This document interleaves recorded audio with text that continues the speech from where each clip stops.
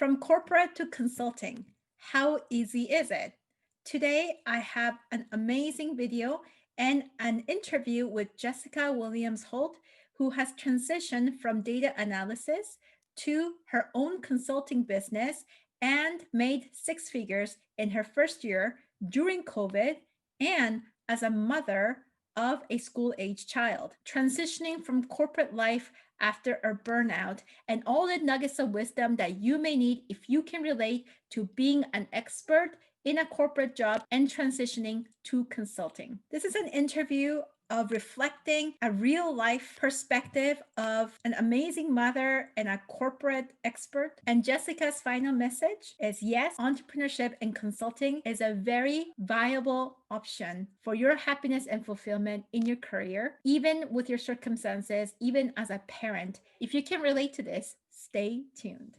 Okay, so today we have a very special treat with Jessica Williams-Holt, who is a data analysis consultant who's jumped into entrepreneurship last year in January, if I'm correct, right?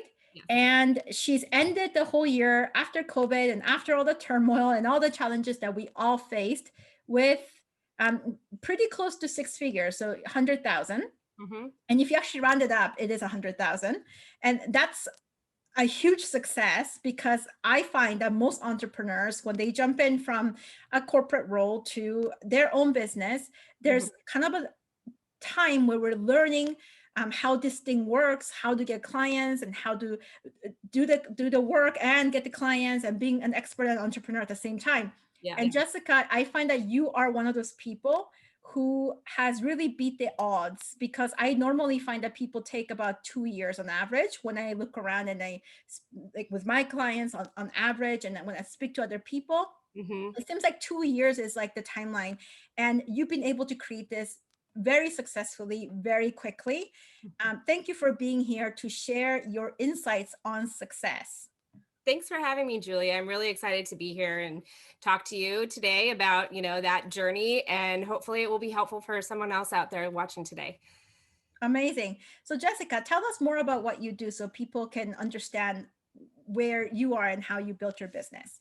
Sure. So as you said, I'm a data analytics consultant, and my primary goal is to help small, medium-sized businesses with things like data engineering, data governance, and data analytics. Basically, every big business out there is pushing really hard to make data a key part of the way they run their businesses. It's very obvious, I think, for most people who are paying attention in the news, that it's really critical for business success to have a keen understanding of your own data, your own customers. And so I really, my goal is to help small and medium-sized businesses basically set up the tools that they need to compete in the new marketplace that really requires that you have a handle on those types of things. Tell us about more about your big outcome, like your journey to the first six figures in your first year. Sure. Well, like you said, I started in January. I left my corporate job working for Nike last year at the end of 2019, and I officially kind of launched my my business in January 2020. And the big outcomes for me, one is definitely the income that I was able to generate this year. I mean, that's so important. You cannot overlook that. And even though I think for a lot of people that go into entrepreneurship, money isn't necessarily the most important thing, but you cannot leave it aside, right? No. For me, the motivations to become an entrepreneur were really about taking control and command of my life more totally and more fully, and being able to decide for myself what I'm doing on a day-to-day basis, so it was really more about like independence was the reason that I wanted to go into business for myself. But I cannot maintain that independence without the income to back it up, Oh, absolutely. Yeah. So I think that it's really important. And I myself, to be honest, am a little shocked, surprised, I don't know, pleasantly so, that I was able to end 2020 so close to six figures. Like you said, it really comes down to a rounding error at some point. Yeah, I think you should just call it six figures. Why minimize your results? Yes, yeah, Yeah. that's fine with me. I'm willing to do that. Yeah. Um, and so I think those are really important. In January, I was just hoping to go 1 week, 1 month, 2 months, without having to go back into the labor market and look for a new job. And so I saw every month that I was able to work for myself as a success, as a win, so to speak. But the big win is really making it to the end of 2020, which was so difficult for all of us. Yeah. And I'm not even looking back anymore. There's no thought right now that I need to go back to being somebody else's employee at this point. I'm more concerned about bringing on my own employees now, in order to accelerate and expand my own business like I help other people do. This is such a change, right? Because, Yeah. in the beginning of entrepreneurship, all of us are like worried, like, is this really gonna work? Like month in, like every week, every month, like you're wondering, like, is this gonna end at some point? Like, have I been lucky? I think a lot of people go through that. And then only a few months later, you're like, now I'm concerned about hiring my own people, forget going back to work. Yeah, And absolutely. even that being an option, it's Yes, amazing the shift. yeah, it really is. And it's such a switch to turn on, or have flipped in your brain, Yeah. to go from, am I going to make it, to, do I have enough hands on deck to help me handle the workload that I'm able to bring in? And thankfully I was able to find some support. I brought on actually two developers that I work with on a regular basis, to help me with various aspects of client projects. And without them, I definitely would be swamped, overloaded, extended timelines for deliverables for clients. And so that whole mind shift, Yeah. is really important. And I think, getting yourself to spend those first few dollars on somebody else's labor to help you can be kind of a hard hurdle to get over, right? You're so worried about money coming in for yourself. It's hard sometimes to think about spending it, Yeah. to accelerate your business, but it's so important to do. And I think really, Julia, some of our conversations over the middle of the year were really helpful in getting me over that hurdle, and to just go ahead and do it, just do it and Yeah. save yourself the headache. Yeah. Well, one thing you left Nike with was just do it. That's right. I definitely took the just do it spirit with me. Yeah. So From Jessica, let's dial back the clock a little bit and go back to, January 2020 when we first connected. Mhm. Can you tell us more about where you were just a year ago? Sure. Yeah, I was really, I left Nike basically burnt out. I was tired. I was feeling overworked, underappreciated, all of those things that I think kind of go along with burnout. Once you're in burnout mode, everything is just really kind of cloudy, and it's hard to plan long term. It's hard to get even little things done, let alone plan long term, maybe is how I should put that. Yeah. And so I really came into 2020, just I kind of dragged myself into 2020. I didn't arrive, Uh-huh. happy or excited. I was nervous and I was tired, to be frank. And so that was this year and over 2020. Probably one of the big wins was really actually the opportunity, even with my business doing very well, was the opportunity to step back from that burnout level of activity and to really focus in on what's most important for me, what's most Yeah. important for my family. And so I'm going into 2021 with a 180 in terms of perspective and feelings. The way I feel is just much more energized and excited and Mhm. ready to just kind of take on the next big tasks, as opposed to fearful, tired,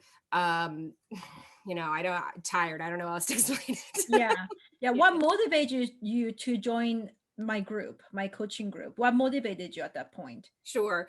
Well, I knew I wanted to work for myself. I knew that was a goal of mine, Yeah. and I needed to find a group of entrepreneurs that were similarly minded, Mhm. and similarly focused. And I wanted to have somebody in my inner circle, like you, Julia, who one had done it before, right? And was successful at it. Yes. Two, was able to offer me straightforward advice without sugarcoating, without like hemming and hawing, just very clear, straightforward advice for the kinds of things that come up when you're trying to start and run your own business. Yeah. And those kinds of things were really, really important to me.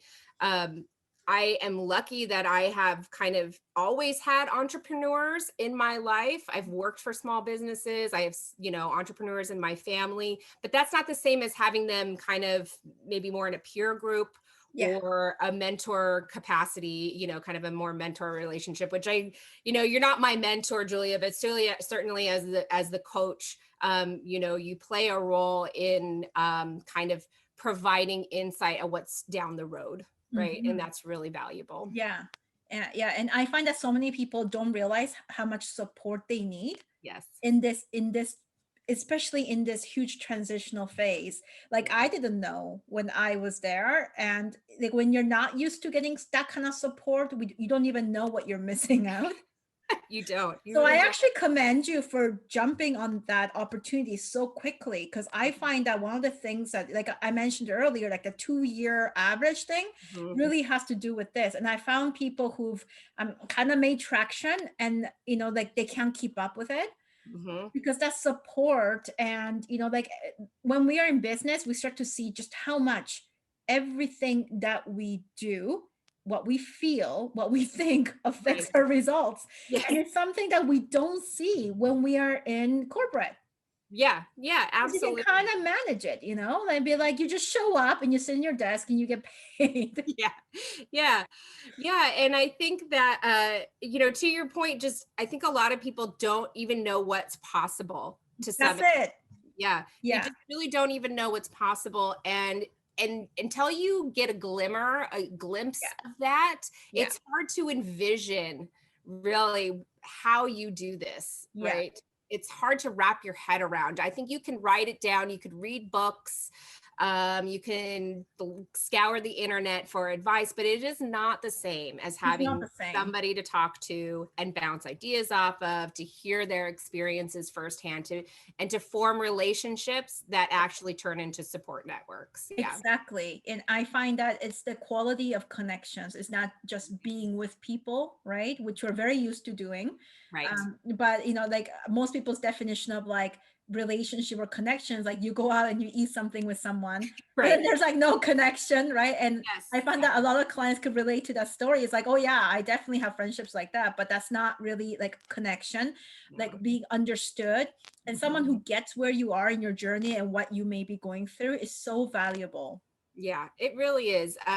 You need people that are similarly minded, and you Yeah. need people that are willing um, to kind of just, chat about the important things. You can have kind of chit chatty kind of conversation, but it's not about the weather or politics. It's about business building Yeah. and really chasing your dreams in Yeah. a meaningful and impactful way. And Right. very supportive, and people who get it and they're not going to be like a naysayer. It's like, oh yeah, that's not possible, right? Oh, yeah. Because that can also happen. And I find out a lot of times, like I found myself without the right support group because Mhm. there just weren't people who were in that, who were like what you said, very similar minded.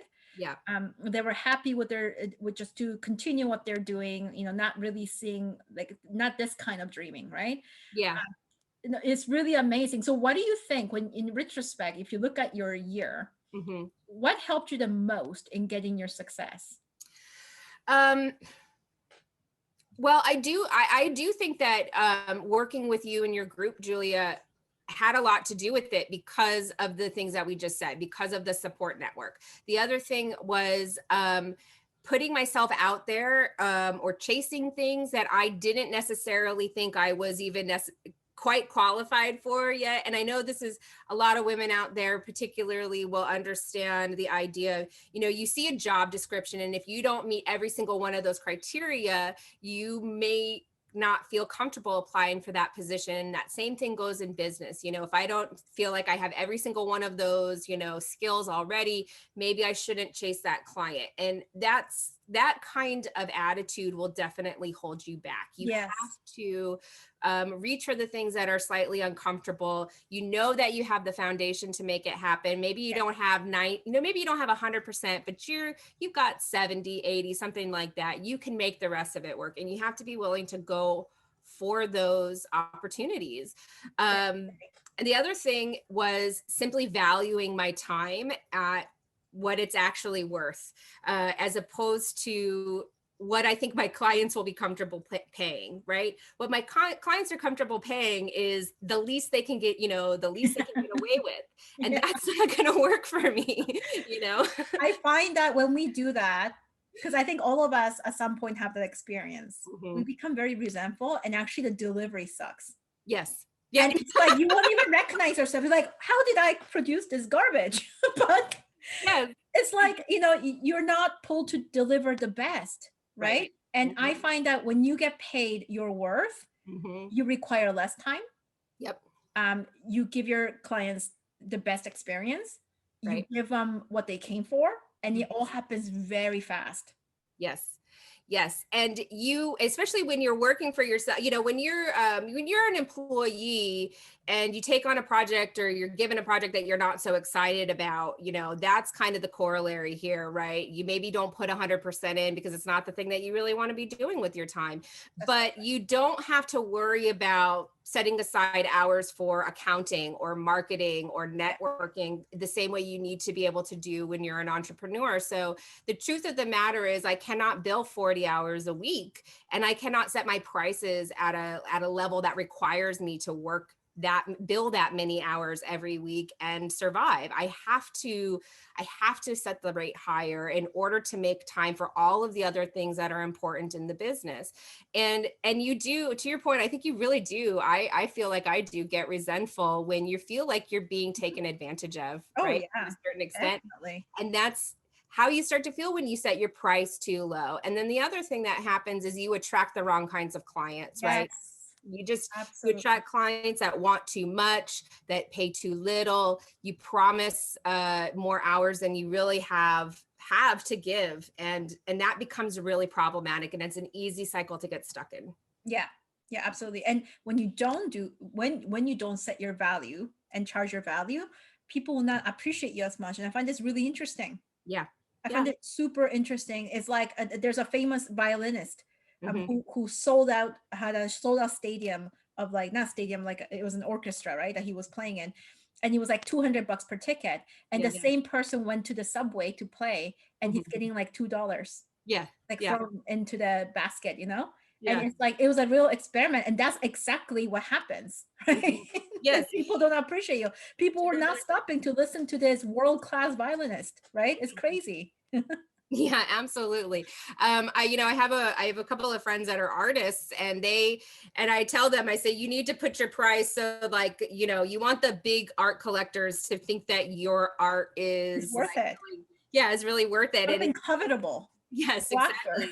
If you set the price too low, it's just going to be, it's going to be viewed as something everybody has access to. It's commonplace. It's easy to replicate. It's easy to find somewhere else. And truly, the kinds of work that that you do, Julia, the kind of work that I do, there are certainly other qualified people out there, but I know that I'm bringing a wealth of experience, of education, and the ability to really deliver results. And I need to set the prices accordingly so that both me, like my subconscious brain, and my clients can understand the real value that's being added to the business. Absolutely. Yeah. It's so different. It's such a mind shift from being in a job and then, putting a price tag on yourself, whereas it's not like a salary someone offers you, but you are basically saying, this is what I'm worth. It's a different mind shift. Yeah, absolutely. It really is. Yeah. So Jessica, tell us about, this is all very interesting conversation. I'm sure a lot of people are going to get value out of this. What unexpected things came up on your path to success in that year? Well, I think for me personally, one of the unexpected things was how much resistance I had around putting myself out there to some extent. Yeah. And I still face that resistance and kind of have to tackle it on a regular basis, even today. And I'm sure I will be for a long time. But, I'm perceived as an outgoing person. I'm perceived as a person who is willing and able to speak their mind. And yet I still found it uncomfortable Mhm. to present myself as an expert, Yeah. and I was not expecting myself to continue at my age, with my success, with my education, to continue to feel like, an imposter, basically imposter syndrome. Um, I wasn't expecting that. And as a person who does have a lot of opinions that I'm willing to share with anybody who will listen, I wasn't prepared for me to be so concerned about putting those opinions, say, like out on LinkedIn or something like that, which I Yeah. still don't do a lot of, but that's mostly because I have too much work to do, not because Yeah. I'm afraid Right. to say what I need to say online anymore. Yeah. Yeah. This is unexpected because if you're so smart, why can't you do that? That becomes a question. Like, if I'm so smart, if I could make six figures in corporate, why can't I do that in business? I think this comes up a lot with people who were successful in their Hmm. in their jobs, right? Because Hmm. but it's not the same thing. Because No, now it's suddenly it's like, you have to put yourself out there. It's just like, oh, how do I do it? Like, what do I talk about? Like, right? mhm. All of Yeah. this stuff. Like, am I presenting myself in a way that is truthful? Like, all of these questions come up, right? It is Yes, unexpected. exactly. It is. And I think, one of the things that you've talked about a lot over the year, Julia, is about being your authentic self, about not worrying about so much about what other people think of you, Yes. and kind of leaving those things aside. You cannot please everybody. And if that is your goal, you are just going to be like, you're just going to be neutral. You're going to be like a dead fish in the water. You're not going to be interesting. You're certainly not going to really get the attention that you want or need in order to make your business succeed. Yeah. And you have to get over that hump. You have to be willing to take a stand, essentially, and on all kinds of things that don't feel, that maybe some people aren't going to necessarily see that this is really a controversial, but you just really have to come out with an opinion, and you have to Yeah. be willing to You stick do. with it Yeah. and realize that some people are not going to agree with you, and that's just fine. You're here to talk to the people that do agree with you and help them succeed, not worry about pleasing everybody. That's the thing. Because if you do, then you don't get to find out who your people are. That's right. Yes. Yeah. And until we Yeah. overcome that trigger, it's like, oh, what I'm about to say is gonna like really upset people, maybe, right? Until we Hmm. overcome that resistance, we actually don't figure out who are our people, because even though there will be like hundreds of people with your qualifications and your experience, Hmm. certain types of businesses will work with you. And I found this incredibly interesting, and I call this psychographics, right? Yes. And businesses have psychographics because they have value systems, right? Hmm. And whatever, if their value system and worldview matches ours, they're going to be interested. Hmm. um and it's the same thing with like what I do. There's so many people who do what I do. Right. But again, the connection that we have and why you said yes to working with me is because our worldview and value system match. But until we express ourselves and put ourselves out there, people can't find out who you are. Exactly. And going back to, you set a price too low, you attract the wrong kinds of clients. And this is kind of in that same vein, right? It is. Like, I don't want to get 2-3 months into a project and realize I don't like my client or what Oh, they're I know. doing or what they stand for. I don't want to, I'm not here to help everybody make it in the world. I'm here to help the businesses that are out doing the things that I think are exciting or interesting or necessary. I'm here to help them and support them. It's Yes. important for me to kind of speak, to live my values, essentially, and to work with clients that fit in with that as well. Yeah. I mean, if you appeal to 1% of the population, 7 billion people out there, you're going to be freaking rich. Yeah. Less than 1% of the population, right? Right.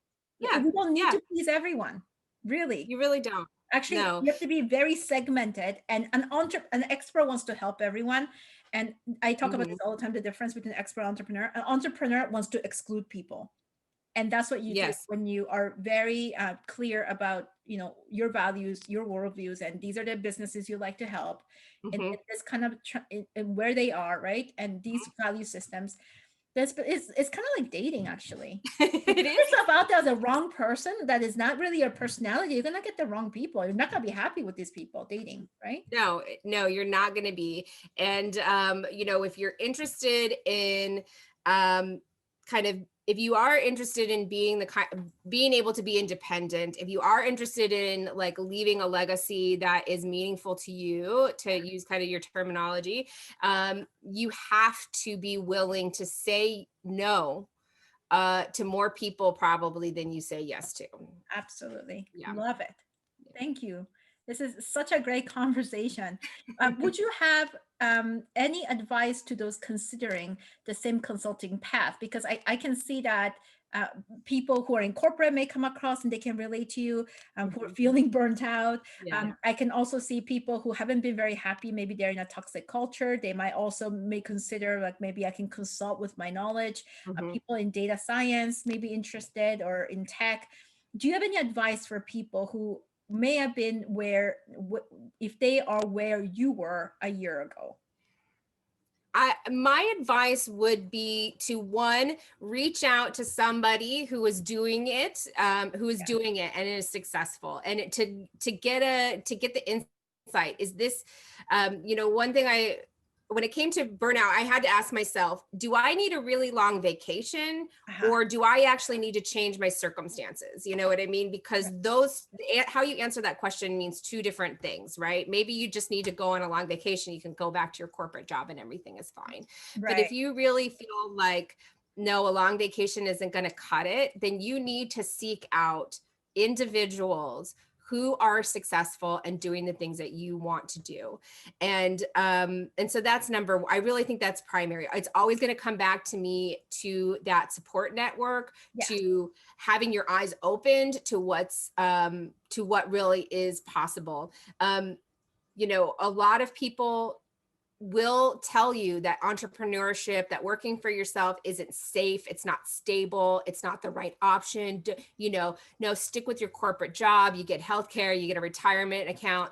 This is what you need to be a successful adult, right? And Yeah. to secure your future. And I want people to understand that that doesn't really work. No. For a lot of You people, gotta find your fit. you've got to find your fit. Security comes when you take control of your future, and that happens in the corporate world as much as it happens in entrepreneurship.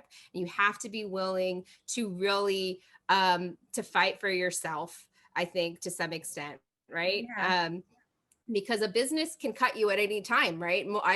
They can just say, here's your 2-week notice, or you're gone today. In fact, turn in your badge, and that is the end of the story. And how secure really is that in terms of setting yourself up for success?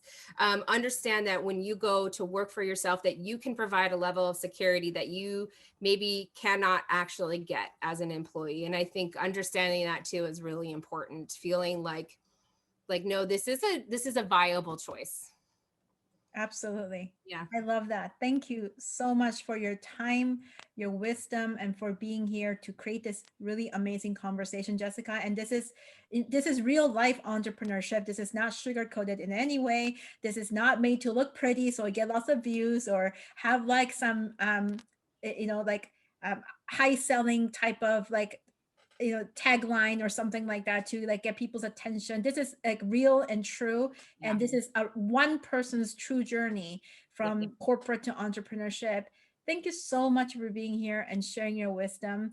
um, I'm just so grateful that we connected last year. You've been an amazing person to get to know and to share your part of the journey, so thank you. Thank you, Julia. I really appreciate you asking me to be here. And I hope that other people, anybody out there listening, find some value in this, because I really feel like we can all make it work, if you have the right mindset. Yeah.